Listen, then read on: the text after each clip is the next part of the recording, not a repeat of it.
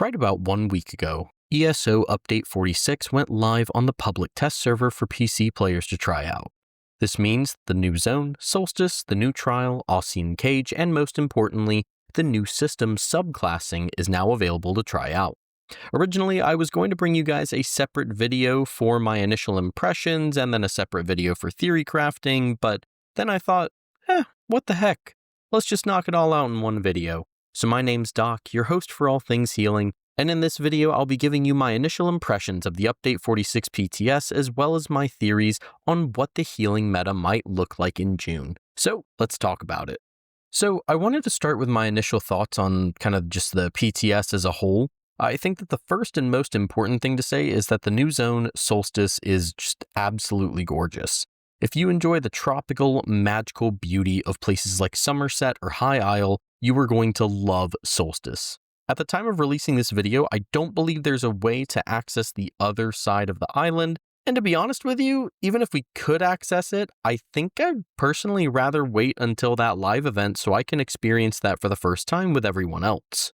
Speaking of things I'm waiting on, I also didn't complete the zone questline. I did progress the questline a little bit just to get an understanding of what the story will be about, but I'm personally going to wait until the full release to complete the actual zone quest and get the full story. I won't give any information regarding that story in case you're trying to avoid spoilers, but I think it's going to shape up to be a pretty solid story. For people who are very invested in like the side characters of the game and that kind of overarching story, I think you're going to really enjoy this experience, honestly. I think you're going to love it. Outside of that, there's the usual public dungeon, delves, world bosses, etc., though I will note that there aren't any incursion events, at least not yet. We'll see if that changes when we can access the other side of the island. There's also the new trial, Ossian Cage, and while I haven't personally tried it out myself yet, I've spoken to people who have, and I've watched some gameplay.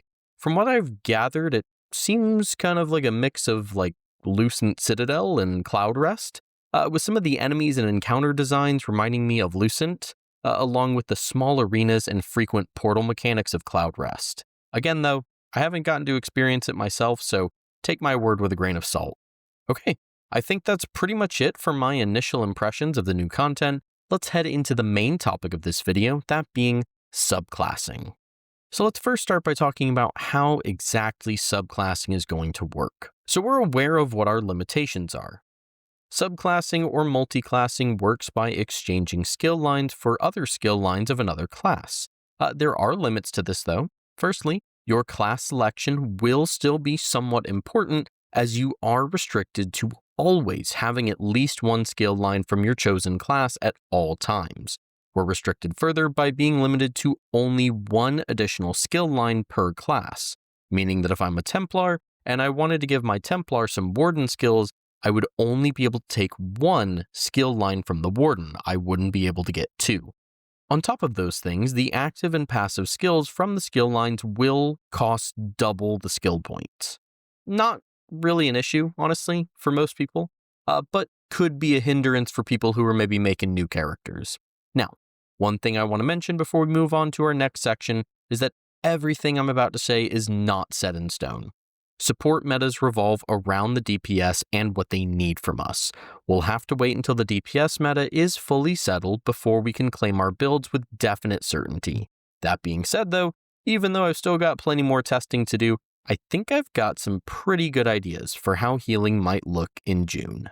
So before I talk about skills, which will kind of be the big chunk of our video today, I first wanted to start by talking about sets. In the past, I've posted about Rojo, the Ulti-Gen build with Pillager's Prophet, the Dungeon Healer with Master Architect, and even PvP.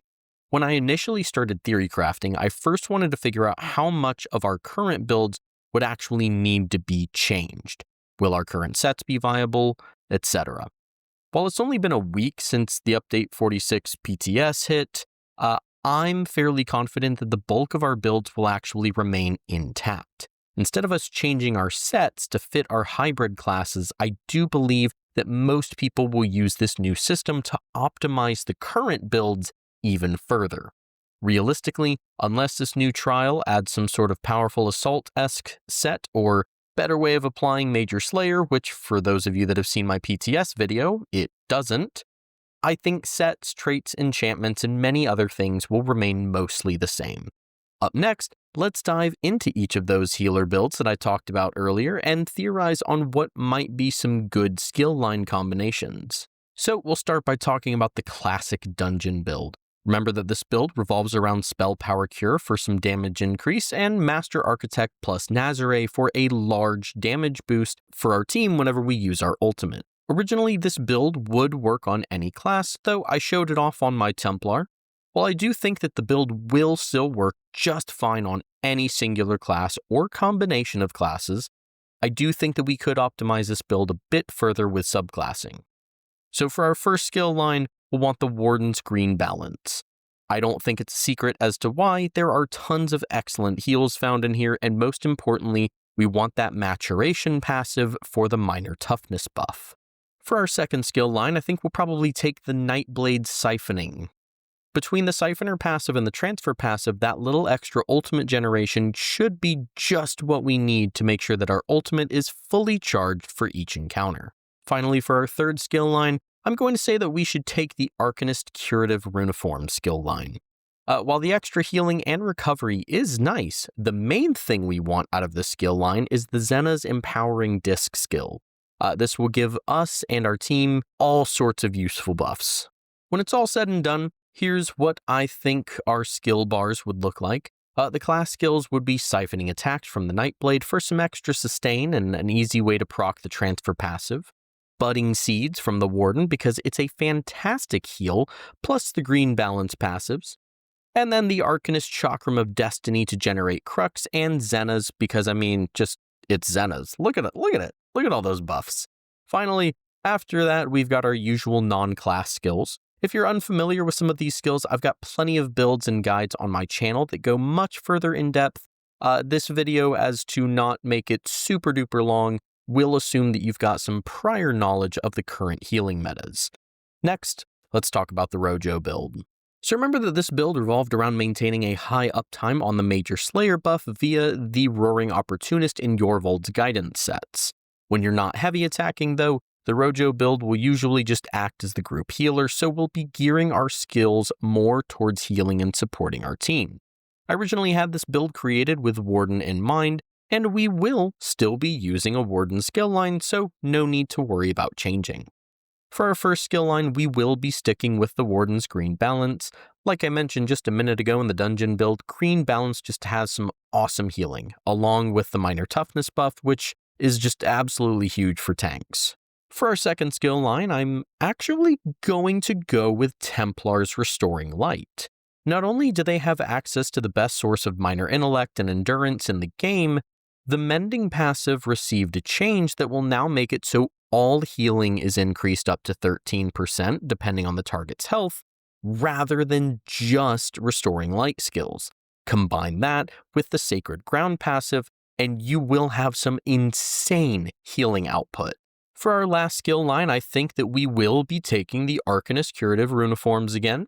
While we do need to do some testing to see how Xena's will function in a trial setting, I can say that even without it, the increased healing you get from generating Crux will be a nice boost to this already strong build. Of course, the extra recovery you get will be nice as well since, we added the Templar skill line, and my Templar mains out there knows that those heals can be expensive. And here's what our skill bars will look like with this build. The class skills would be Budding Seeds from the Warden, again for those awesome Green Balance passives. Radiant Aura from the Templar as our source of minor endurance, intellect, and fortitude. Extended Ritual also from the Templar because it's just a huge AoE heal with a strong cleanse synergy that can also proc the Sacred Ground passive for just a ridiculous healing output. Then Chakram of Destiny to generate Crux, which will proc our Arcanist passives. Plus the shields are actually not half bad. I like them. I think they're pretty good. After that, we've got our usual skills. You may notice that Overflowing Altar isn't present here.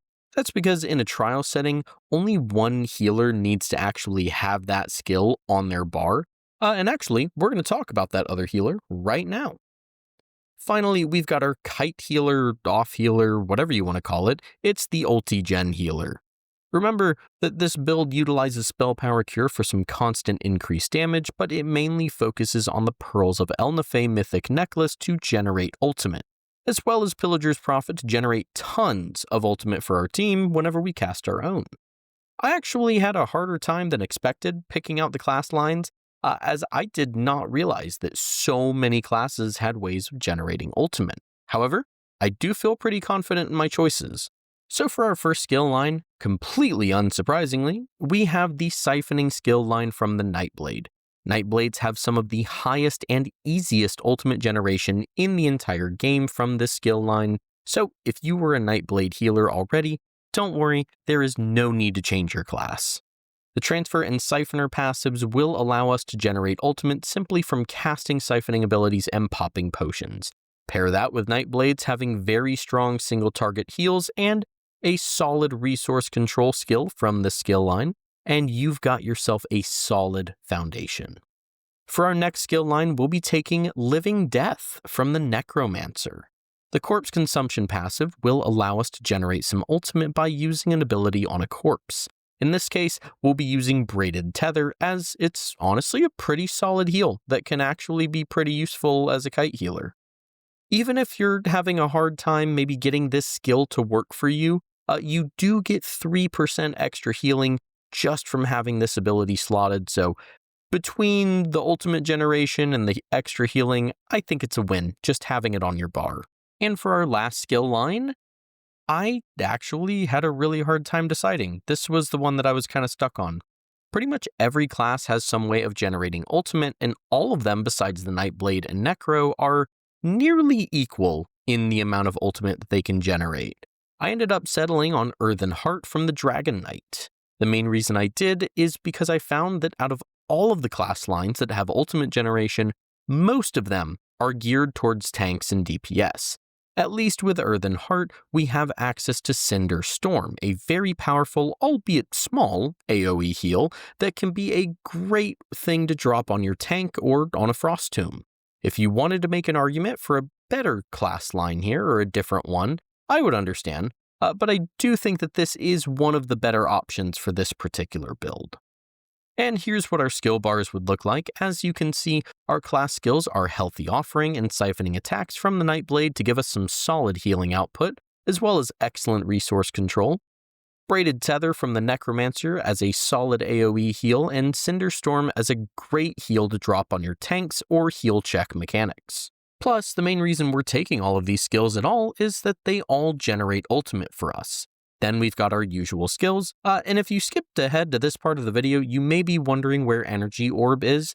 It's actually found on our group healer, the Rojo build, and this build has Overflowing Altar since you only need one healer to have each of those skills in an optimized group. I just coordinate with your other healer, see what they're running, see what you need, see what you don't need, and you guys can figure it out.